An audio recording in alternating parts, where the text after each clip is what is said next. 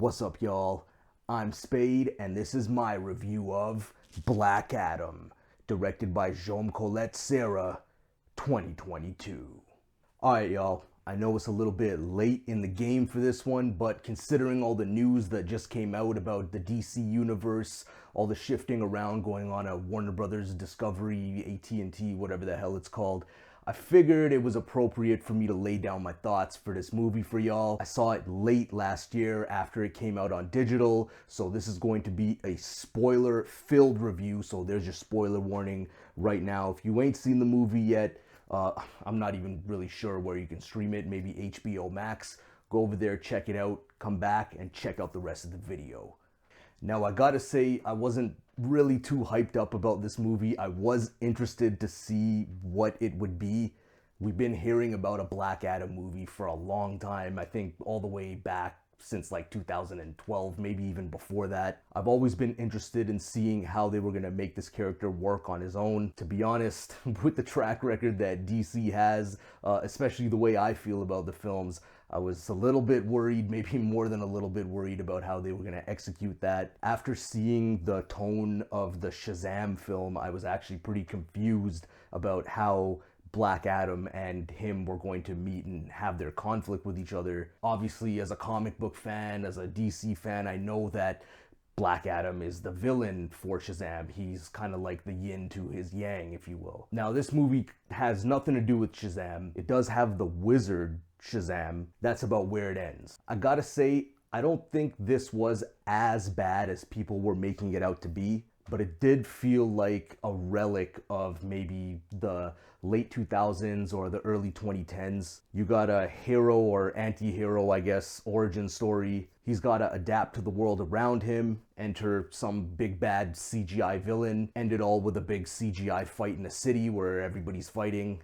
and call it a day. But before I tear into this one, let me get into the things I liked about it. So, save for one scene, I actually thought this movie had some pretty cool action. My favorite part being the fight in the city with the Justice Society versus Black Adam. I thought there were a lot of dope moments, and I thought there were a lot of cool scenes during that whole sequence. I really liked seeing Dr. Fate, Atom Smasher, and Hawkman in action. I actually think they did Hawkman really well. They didn't explain too much about him or Dr. Fate, but I still appreciated them being in the movie. Dr. Fate and Hawkman are two of the stronger characters in this movie, and obviously I gotta give it up to Pierce Brosnan. He did a great job as Dr. Fate. I didn't really like that he was the same, or he retained his memory from when he put on the helmet and took it off. I kind of like the idea that when you put on the Dr. Fate helmet, you become another entity and your body is kind of just a vessel for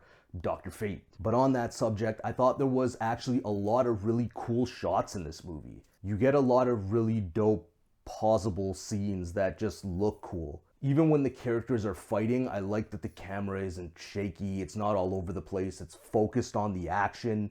A lot of times the camera is steady, you could see what the characters are doing, and you could see the moves that they're executing. And with a superhero movie, with any kind of popcorn movie like this, the main thing I'm looking for is dope and exciting action, and for the most part, this movie delivered on that. Another thing I liked about this movie is they weren't afraid to delve into the DC lore. I really liked the inclusion of Sabbac as the main end villain, even though that whole sequence wasn't really executed all that well.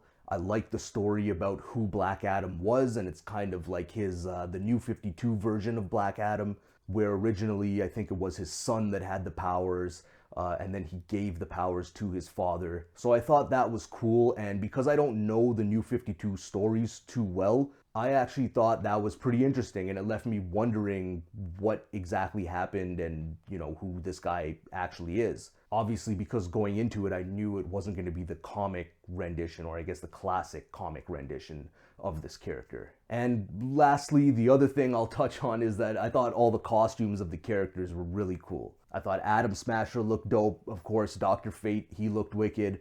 Hawkman even looked really cool. I was wondering how they were going to pull it off with him with, you know, this ridiculous mask and the big ass wings. I liked that his wings came out and went back in. It was kind of more realistic, and it didn't look awkward the whole time. One character I wasn't really feeling was the tornado chick. I don't really even remember her name, to be honest. I think she kind of, like, she was just wearing a green dress, so to talk about the costume, she was just spinning around constantly, and it just kind of made no sense, and it looked funny.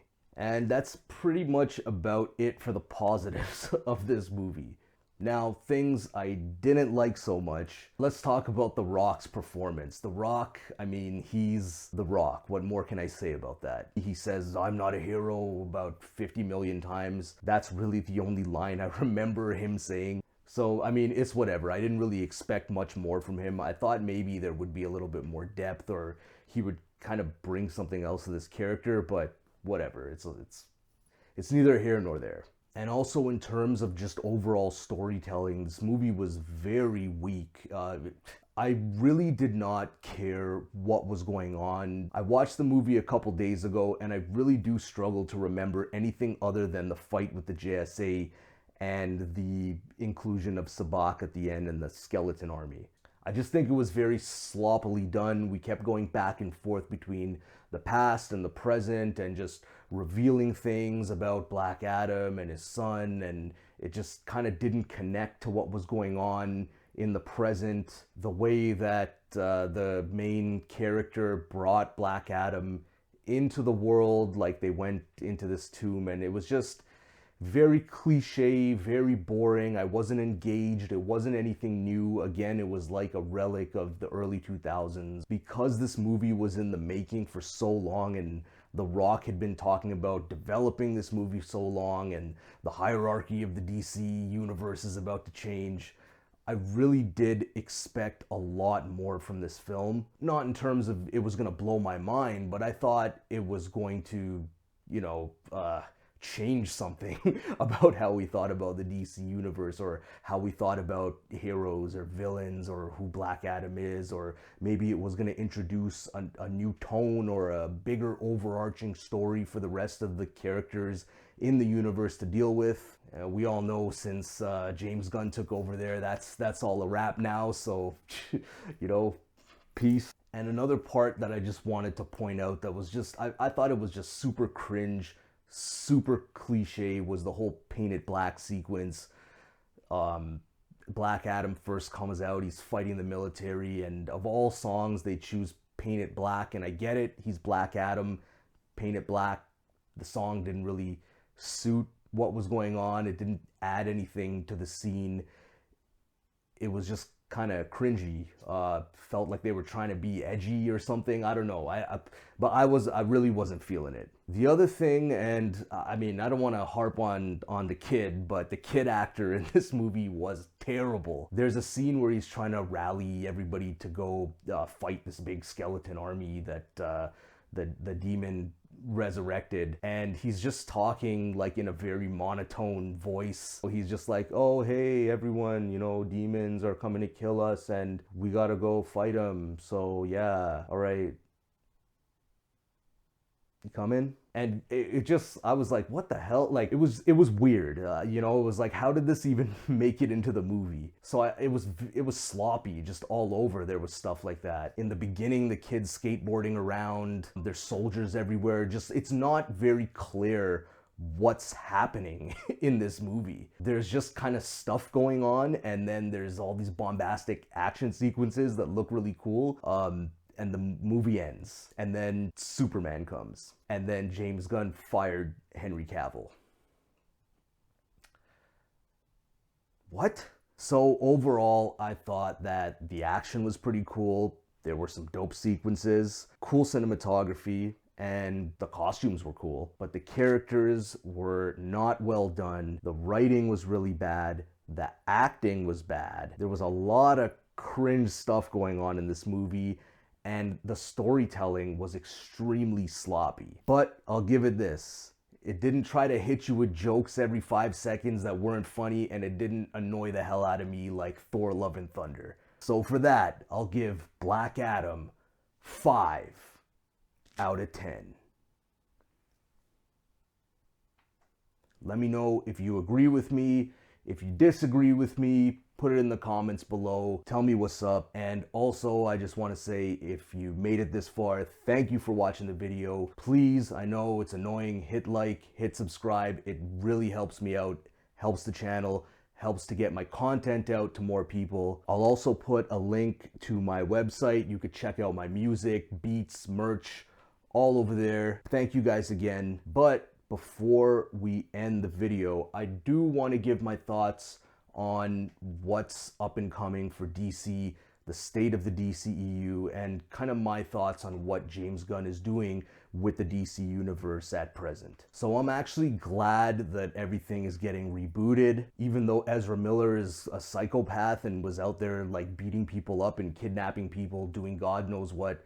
I'm glad that we're getting to see the Flashpoint movie. It looks like they put a lot of work into it. I hope it's good, but I'm not gonna get my hopes up. I really just want to see Michael Keaton as Batman and him just do some cool stuff. Also, Flashpoint Paradox is my favorite DC animated movie. If you haven't seen that one, y'all gotta check it out. And let me know in the comments if you want me to review the DC animated universe. It's been something I've been thinking about for a while now. But like I said, I'm glad that everything's getting rebooted. We're gonna get an all-new Superman, all-new Batman. The Snyderverse is no more. I know a lot of people are kind of upset about that. For me, I was glad that we got to see his Justice League movie. Obviously, the Snyder cut of the Justice League movie. And, you know, that was kind of good enough for me. That was a good send-off for me. I know what happened between Snyder and WB was not good at all. So, you know, more power to him. He's making Rebel Moon, and that's looking pretty dope, and I can't wait to see that either. But I am excited to see James Gunn's plans for the new Superman. I think he referred to Superman Legacy, it being a younger version of Superman, and I really like that idea, a younger, more lighthearted version of Superman, something that's actually like Superman's character. We've gotten all these dark takes on superheroes, super realistic. For me, DC has always been kind of the more fantasy-ish,